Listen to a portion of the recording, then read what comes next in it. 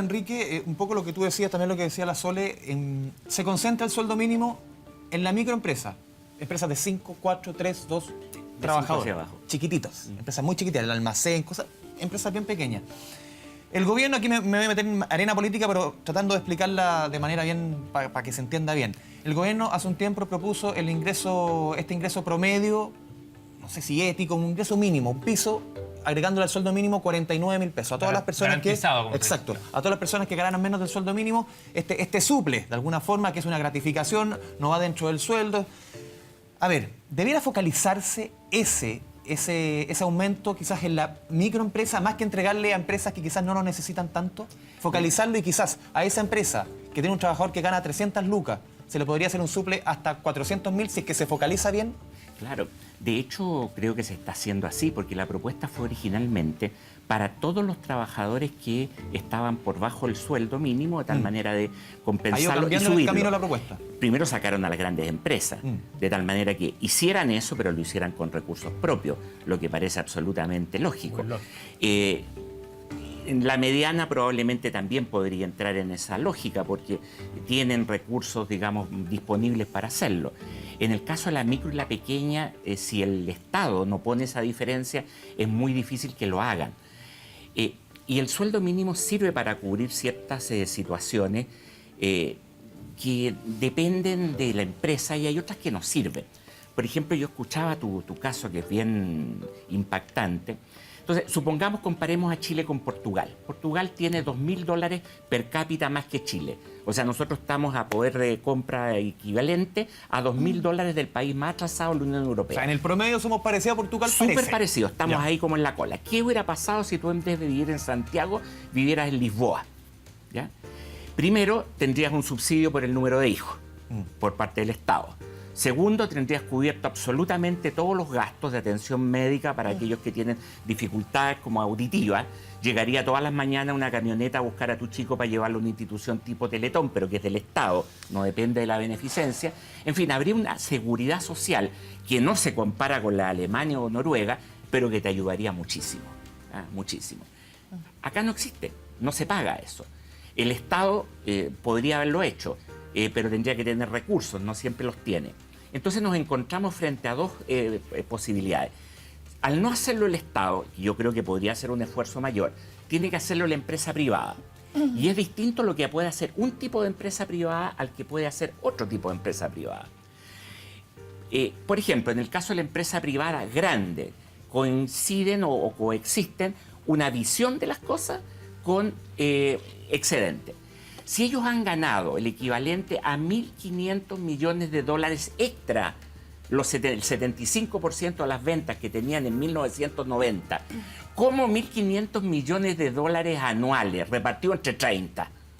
Entre 30, porque son los grupos que se llevan esos $1.500 millones. No les da para mejorar los sueldos de una manera significativa. ¿Y eso qué es? Es avaricia. Avaricia. Ya.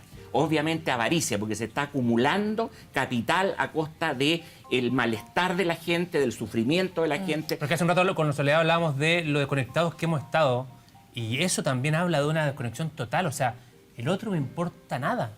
O sea, sí. Perdón, quería decir una cosa porque me la voy a perder. Después te doy mi tiempo. Ya aprovecho. Muy generoso, muy bien. Mira, no es avaro. Yo cuando entré a Economía en la Universidad de Chile, el 74, tenía un ramo de Economía del Trabajo. Y mi profesor era Miguel Katz. Y me acuerdo una prueba... El exministro. Sí, el padre de nuestro diputado.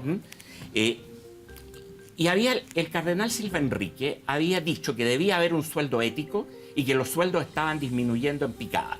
Y desde el gobierno le habían contestado que esas eran opiniones de Gaffiter. Y Miguel Katz nos pregunta en la prueba, ¿qué piensa usted de la posición del cardenal Silva Enrique en relación con la existencia de un sueldo mínimo de carácter ético? Si yo contestaba que sí, me rajaba. Yo no podía estar de acuerdo con el cardenal.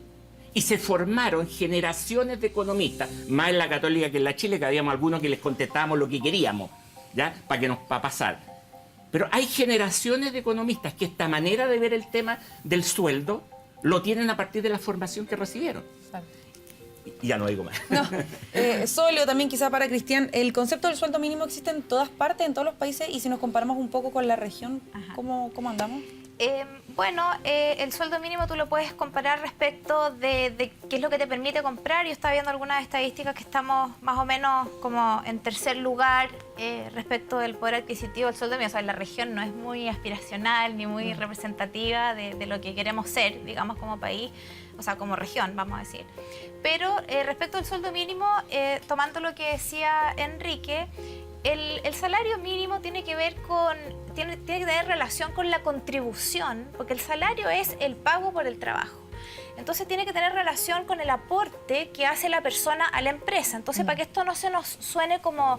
siempre si miramos las grandes empresas nos suena como a maldad y abuso, pero volvámonos a la mayor cantidad de empresas que contratan a las personas que tienen el sueldo mínimo, son las micro y las pequeñas. Entonces ahí tenemos más del 50% de las empresas del país que tienen que, o sea, optan por pagar el salario mínimo, porque seguramente y matemáticamente la contribución que les da ese trabajador no les permite pagar más, porque si ellos pudieran pagar más para tener gente más capacitada, lo harían porque podrían ser más competitivos, tener mejores productos. O sea, es como una decisión de sentido común, una decisión inteligente. Entonces lo que está haciendo el gobierno ahora, cuando pone este ingreso mínimo, diferente del salario mínimo, es justamente proteger el empleo que se genera en las microempresas y en las pequeñas empresas para que al alzar, con la intención de alzar el salario, no genere desempleo.